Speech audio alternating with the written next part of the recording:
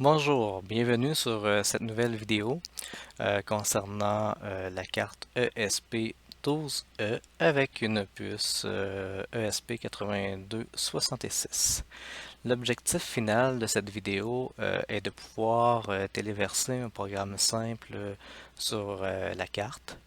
Donc, pour se rendre jusque-là, euh, je vais vous montrer comment connecter la carte à votre PC, utiliser le logiciel Arduino IDE pour ensuite téléverser le programme.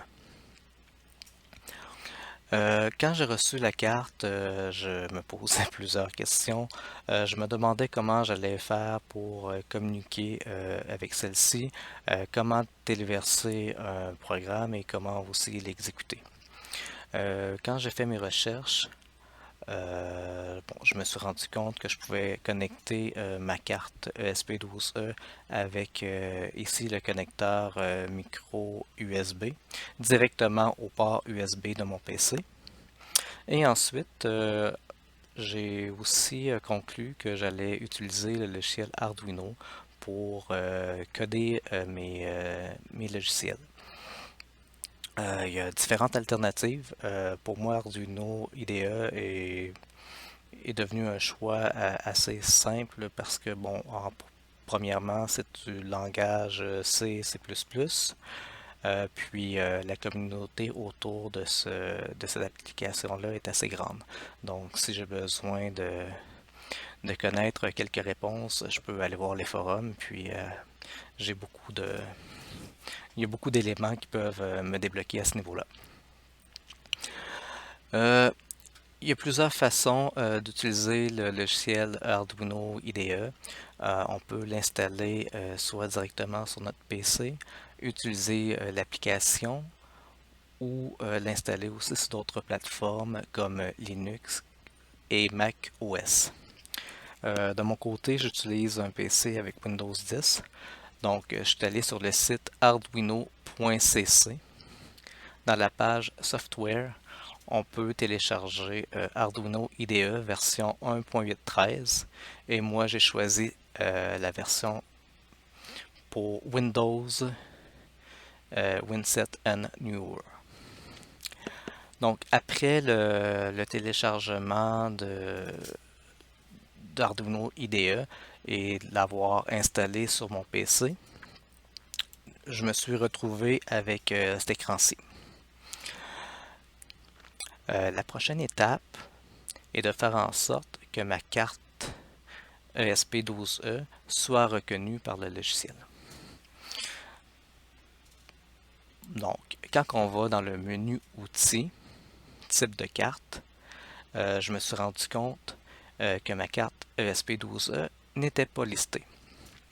En faisant quelques recherches, je me suis rendu compte qu'il fallait ajouter cette extension-là dans Arduino. À ce moment-là, étant donné que la carte ESP12E n'est pas dans la liste, il faut l'ajouter manuellement. À partir de cette adresse-là ici, c'est un package qui permet d'installer différents types de cartes avec la puce embarquée ESP8266. Pour installer le package dans Arduino, il faut aller dans le menu Fichier, Préférences et aller coller l'adresse juste ici. Donc, c'est l'URL de gestionnaire de cartes supplémentaires. On clique ensuite sur le bouton OK. Ce n'est pas tout. Dans le menu Outils, Type de carte, Gestionnaire de cartes, il faut rechercher dans la barre de recherche ESP 8266.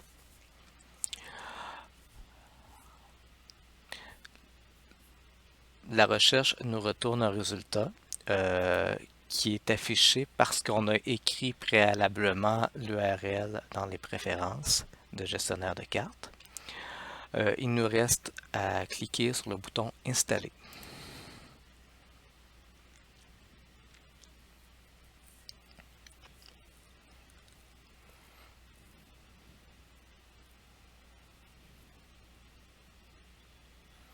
Étant donné que j'avais déjà préalablement installé ce gestionnaire de cartes-là sur mon PC, l'installation est beaucoup plus rapide. De votre côté, ça va prendre un peu plus de temps. Premièrement, pour le téléchargement des 4 outils et plus l'installation de ces outils-là.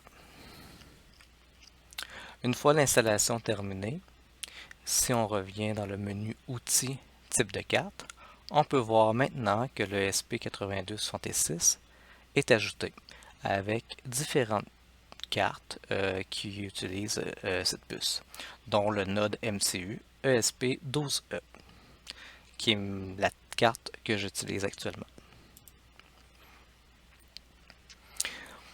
À ce moment-ci, le logiciel Arduino est capable maintenant de reconnaître ma carte.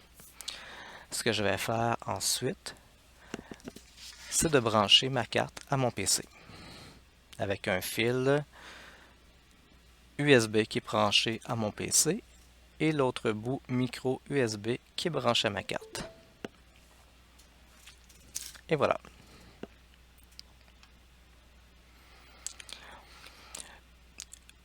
La prochaine étape est de voir si mon PC a reconnu ma carte automatiquement. Donc, voir si les drivers sont déjà installés sur mon système d'exploitation.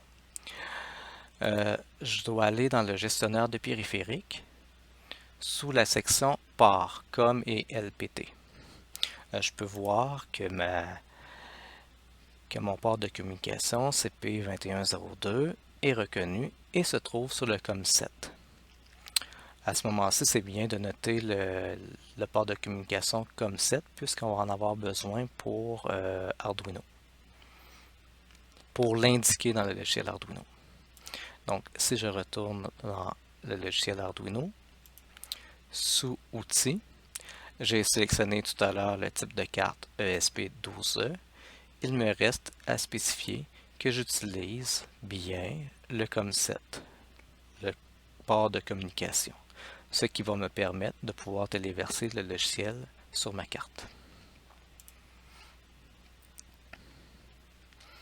Pour voir si la configuration est bien fonctionnelle, on peut utiliser un exemple pour ma carte ESP12E qui a été installée en même temps que le gestionnaire de cartes qu'on a fait tout à l'heure.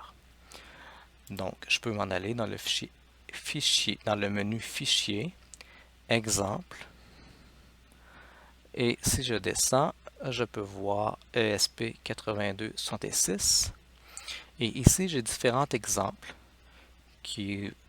dont certains sont très simples, comme par exemple l'exemple Blink.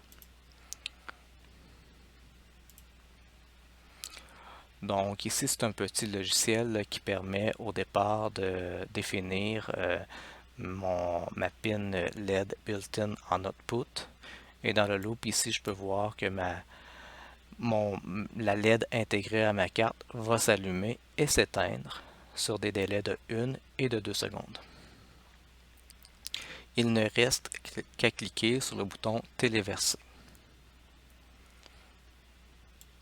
À ce moment-ci, il y a la compilation du code dans un premier temps.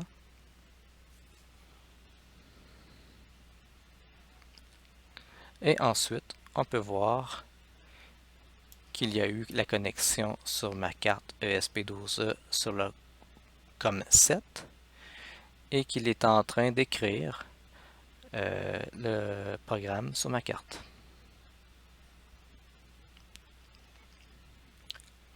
Et voilà. Le programme est maintenant téléversé sur ma carte et il exécute le code qui permet d'allumer et d'éteindre ma LED. C'est tout pour ce petit cours très abrégé là, sur la connexion de la carte ESP12E sur un PC et l'utilisation d'Arduino.